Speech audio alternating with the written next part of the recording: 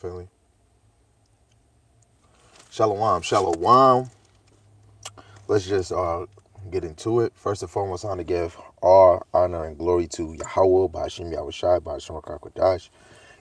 Yahawah is the most high God, and Yahawashi is who the world ignorantly calls Jesus the Christ. Rakakwadash in the Paleo Hebrew is the Holy Spirit.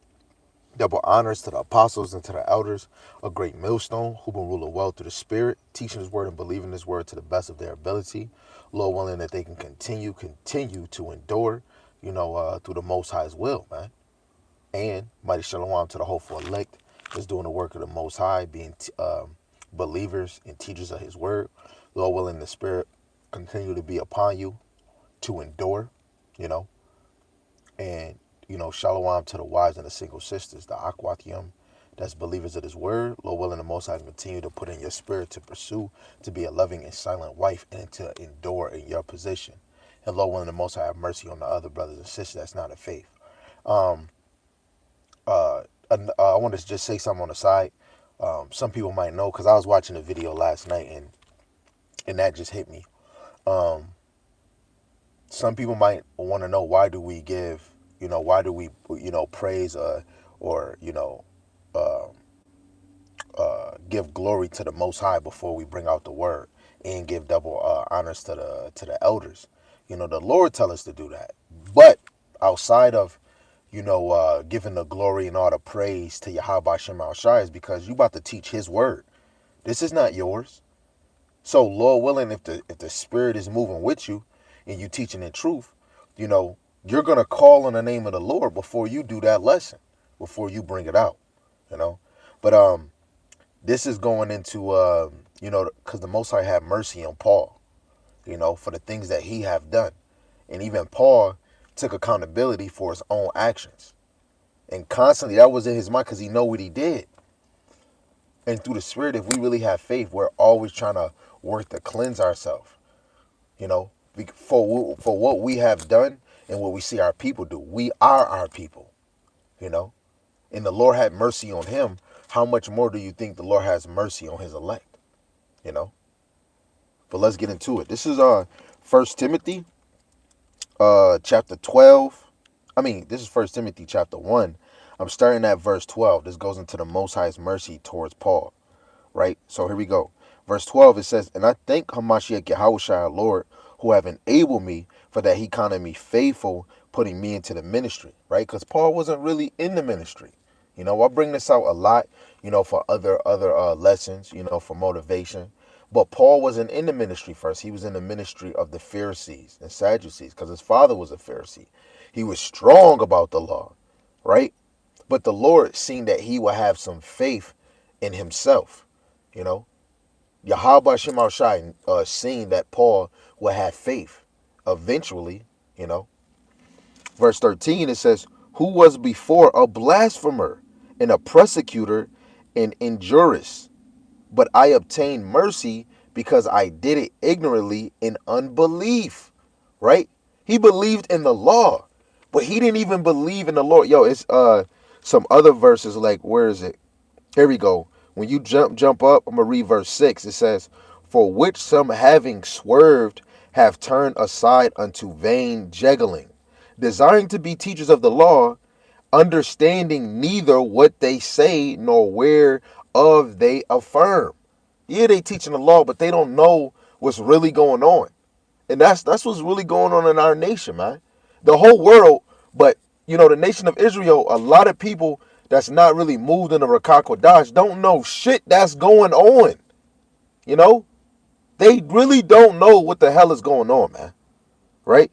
So Paul just already he's taking accountability for his own actions. He said, "Who was before a blasphemer and a persecutor and an injurious, but I obtained mercy because I did it ignorantly in unbelief." So we didn't know the truth. Yes, we were calling on the name Jesus, Jesus. But the Lord count us faithful when He brought us in His truth. And to search for the Lord is to search for the deeper things. And eventually, the number one deep thing is the name of the Most High and His Son. God and Jesus is substitute names. What is their real names if they're dealing with Hebrew Israelites? You know, so we have to get deeper in this.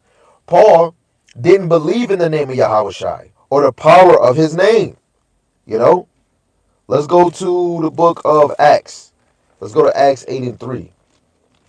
You know, I'm gonna try not to make it too long because, of course, my breaks be moving so quick. But you know, you be wanting to get in there. At first, I really wanted to eat, but all praise to the Most High for hearing me to say, to allow my mind to focus while I try to bring out some type of edification to motivate you for today. This is Acts chapter 8, verse 3. It says, "As for Saul, he made havoc of the church, entering into every house and hauling men and women and committing them to prison." Paul was no joke. He was about that. He was about them actions. Right? Let's go to First Corinthians, the 15th chapter. 1 Corinthians, the 15th chapter, and we're gonna go to verse 9. It says, let me start at verse 8. It says, "And last of all, he was seen of me also, as one born out of due time. For I am the least of the apostle, that am not meet to be called an apostle, because I persecuted the church of the Most High." That's being humble. I don't even deserve to be called apostle because I persecuted the church. I don't feel like I deserve to be called a prophet or apostle because of the wickedness that I have committed before I got in this truth. Even the things that I was probably doing, saying the Lord's name. It's brothers that was wearing fringes and they were rolling blunts. It was brothers that was wearing fringes that was trying to have threesomes with another man's wife and another woman. You know, fringe, yo. If you don't got Yahawah Bahasham Yahawashi in your spirit, you wearing fringes, you saying the Lord's name is not holding shit if you not moving in that action. You know, the Lord has to see your faith through your work and your work through your faith. Let alone his other vessels. If we're out here and we have the spirit of Rakakwadash, just like when Paul told Ananias, how you gonna let Satan lie to you like that? The spirit is gonna give us the discerning of spirit to know who should we be dealing with. Or if a brother going off, the spirit gonna be on us to correct that brother. And the spirit is on Paul because he's taking accountability for his own actions, for his own works. You know, let's try one more. I believe St. John 4 and 21. Let's see. Let's see if this is the one I want. Is this the one I want? St. John chapter 4, verse 21. Okay. This is St. John 4 and 21. Yahawashi saith unto her. Wait, hold on. Let me start at 18. It says, "For thou hast had 5 husbands, and he whom thou now hast is not thy husband. And that sayest thou truly. The woman saith unto him, Sir, I perceive that thou art a prophet. Our fathers worship in this mountain, and ye say that in Jerusalem is the place where men ought to worship. Yahushua saith unto her, Woman, believe me, the hour cometh, when ye shall neither in this mountain nor yet at Jerusalem worship the Father. Ye worship ye know not what. We know what we worship, for salvation is for the Jews. If we knew what we worship, we will always count the cost every day if we're moving in the faith. And that's why I like how Paul took accountability, because the actions that we make, the things that we have done, when we put them into light, we're held accountable. It's always in that flesh. Like, we're always chasing to be better. It's just like a crackhead chasing that high, that dumb ass crackheaded high. You have to chase that faith high. You have to chase that mercy high, because you wanna be in good favors with Yahawah Bahasham Yahawashi. You want to grow in the spirit stature like Yahawashi did when he was only 12. All praises for the Most High for using Paul as an example, right? Verse 14, it says, "And the grace of our Lord was exceeding abundant with faith and love, which is in Hamashiach Yahawashi." That love is in Hamashiach Yahawashi. That's why we have to have dying faith for Yahawah Bahasham Yahawashi. Let alone his works. You know, we want to have faith off of the things that he have done. The things that he have said, it had to be from the Lord. Because how this man was speaking, and then when you add it into the precepts, you be like, dang, you know. Verse 15, it says, this is a faithful saying, worthy of all acceptation, that Hamashiach Yahawashi came into this world to save sinners, of whom I am chief. Right? Because the law wasn't for a man that was righteous. It was for the sinner. Let's go up to verse 9. It says, knowing this, that the law is not made for a righteous man, but for the lawless and disobedient, for the ungodly and for the sinners, for unholy and profane, for murderers of fathers, and murderers of mothers, and manslayers, for whoremongers, for them that defile themselves with mankind, for manstealers, for liars, for perjured persons, if there be any other thing that is contrary to sound doctrine, according to the glorious gospel of the blessed Most High, which was committed to my trust. Right? So you got to understand that law is really for sinners, you know, and we're supposed to get clean through the word, because let alone, what is the word? Yahawah comes in a whole volume of the Bible. So when you even reading this law, you're supposed to be cleansed, because you believe that the word of Yahawah Bahasham Yahawashi can cleanse you, because Yahawah is the word which became flesh. St. John 15:3, now ye are clean through the word which I have spoken unto you. You know, and Paul, he was a Pharisee. He was a Hebrew of Hebrews. He was keeping the law, talking of the law, persecuting people of the law, but he had no faith. So that law ain't nothing. You don't got faith in the actual physical word, which is the law. Yahawah is the law. So if you don't believe in Yahawah, but you say you're doing the law, that shit is unprofitable, because you're living by the word. You know, without this right here, without the whole thing, how would you follow the Lord? By faith, by believing. You know, you see his power each and every day. You know, but this to show that we fell so low that the Lord is going to speak to us through this teaching. Right? Let's get it. Let's go to 1 Corinthians, the first chapter. We gotta keep bringing out the classics, like my big like Jeremiah say. You know, you gotta bring out these classics, because our flesh is so consuming. It's not willing, but the flesh is. Every day, something is gonna take that precept away from you. You know, this is not like the movie The Book of Eli, and the Lord don't tell. Like, we have to remember Him. When you remember the Lord, you're going to go back to reading the word. You're going to go back to just praying. You're going to go back to teaching. You know, we don't have the superpower to remember all this wisdom. Let alone when you do, if you feel like you do, you start to become prideful. We need the Lord. So when you humble yourself, you need to read. You know, don't be a man, oh, I don't need to read to get to the Lord. You really don't.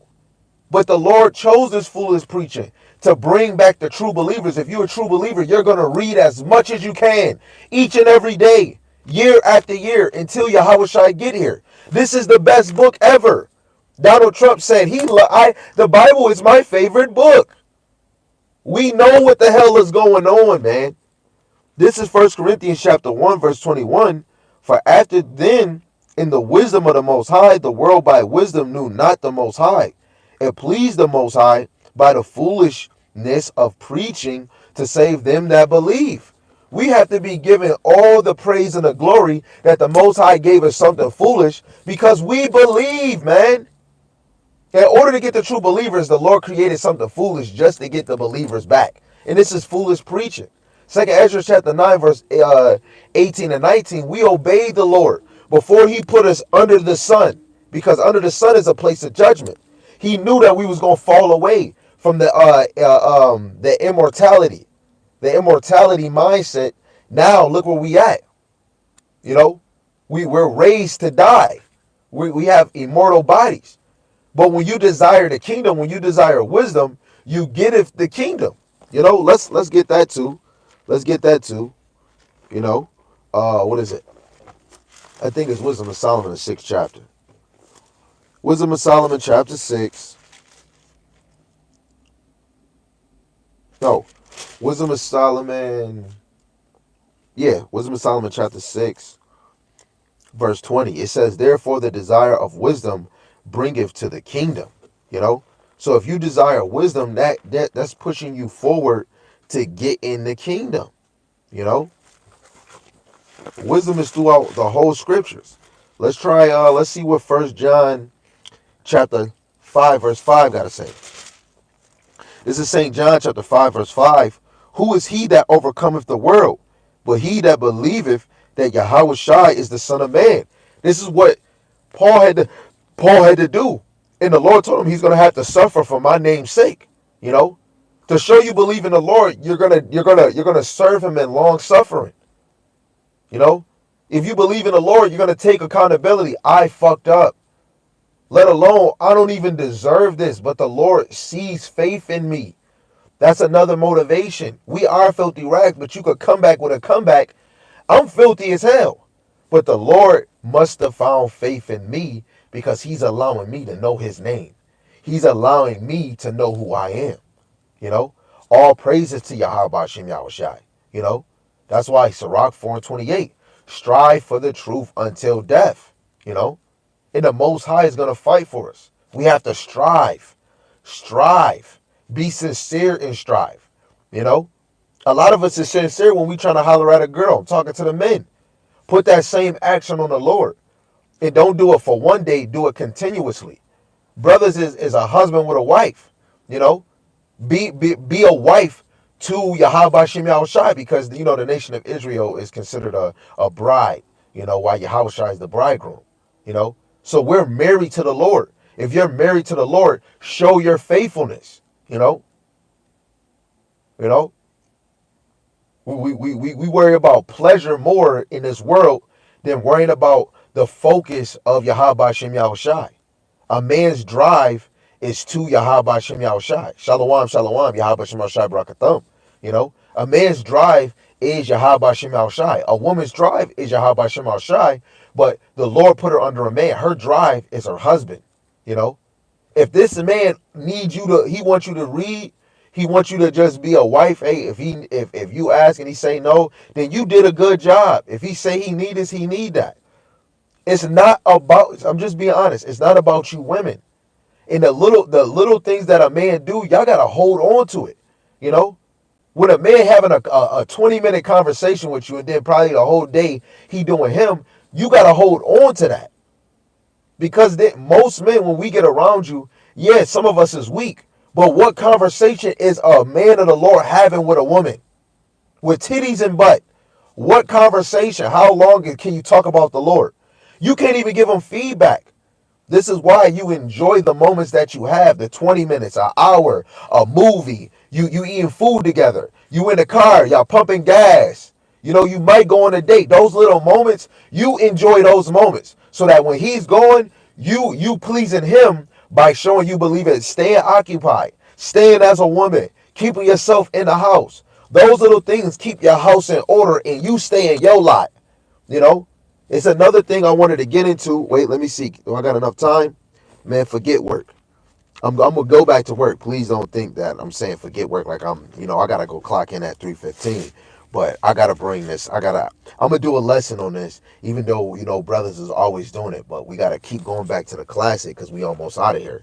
This is Matthew, the 11th chapter, and I'm only dealing with, the heavy laden. We dealing with verse 28 and 30. So I'm gonna probably come back to this again and try to bring in the precepts. So verse 28, it says, come unto me, all ye that labor and have heavy laden. Who is really laboring for the Lord? The men. Women, you have a heavy laden because of your emotion and feelings and things you have to deal with, what deals with faith. Sometimes if you lose a child, you might lose your faith. You love your family so much you lose a loved one and it tampers with your faith, right? But I'm being honest. Men are holding the heavy laden. A heavy laden is the burden of truth, and it could be another burden how Esau is afflicting us, And if a woman is at home, how can she really be afflicted? Now, if you work in a 9 to 5, yes, you could be afflicted. You could see slavery. You could see uh, the pay. Yes and yes. But at the end of the day, how can a woman really make a video about this? Women are not going to be drawn to be like, hey, let me make a YouTube video. Let me make a lesson about this. That means you got a manly spirit. Maybe make a YouTube for things only for women, and you're not really going into like scriptures. You teaching women how to be wives. Don't try to do no breakdowns. But the heavy laden is men, because what do the Lord tell the men? Don't love any man that don't hate his mother and his wife, his mother, father, and his wife and his children. Can't even enter. He can't even be a disciple. Why he didn't say if a woman don't hate her husband? Because it's about the men, you know. So the men have the heavy laden, and I will give you rest. Take my yoke upon you and learn of me. The men have to learn of Yahawashi. What is his yoke?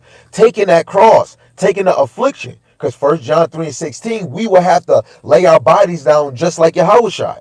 Not you women. I am meek and lowly in heart. The men have to be humble, because now we're going to be leaders in the house and leaders in our congregation. Right? It says, and ye shall find rest unto your souls, for my yoke is easy and my burden is light. What was his burden? What was his yoke? This ministry, the church, doing what the Lord wanted him to do. The brother put Titus chapter 2, verse 3, in the aged woman, likewise, that they be in behavior as become holiness, not false accusers, not giving much wine, teachers of good things, that they may teach the young women to be sober, to love their husbands, to love their children, to be discreet. Discreet. You ain't letting the whole world know what's going on. Chase. Keepers at home. Ain't no ifs or buts. How can you teach another girl to be at home and you not? Good. Obedient to their own husbands, that the word of the Most High be not blasphemy. The woman's most ministry is in the house. That's where your ministry at, baby. In the house. It's okay. We got ministry too. First Ezra chapter 4, verse 26 to 27, it says, yeah, many there be that have run out of their wits for a woman and become servants for their sake. Many also have pierced and have erred in sin for a woman. The men, you taking your crown back, we're not going out our wits for a woman. You're providing for a woman, which scripture-wise is really clothing and food. Now, you love your wife. You might want to have accessories and jewelry, and you might go get that. Hey, it might be something that she like, But women back then cared if she was bringing you a child, if she was pleasing you, making you food. No, women wasn't worried about what you was doing out the house. They wasn't worried about all those things. But other than that, is because this place, we're so blocked away from our accountabilities for the things we fucked up in the eyes of the Lord, not human sake. Yes, you did jump and hop with different men, but you need to take accountability to the Lord. When you see in these scriptures, it could have been you that did this. It could have been you that did that. Take accountability for your actions. And if you have a household, you got to cherish that in a spiritual way. But that was a beautiful example in First Timothy about Paul, man. you know 1 Timothy chapter 1. Hold on to it and take accountability for yourself, for your own actions, man. Repent, be converted. What is that? Acts chapter 3, verse 9. If you say it's about this truth, every day you should be praying. Every day, if it feels and if it's on your heart, you should be repenting for stuff you don't even know. That's the having the fear of the Lord, man. you know. But Lord willing, this is edifying. I'm sorry it was quick, but sometimes you can give out a quick dagger and it can motivate you to be like, man, the Lord chose me and I was selling drugs. Like some of y'all are shooting people and look where y'all at. So it's all Yahawah, it's not us. But other than that, I'm gonna just say shalom, shalom, man.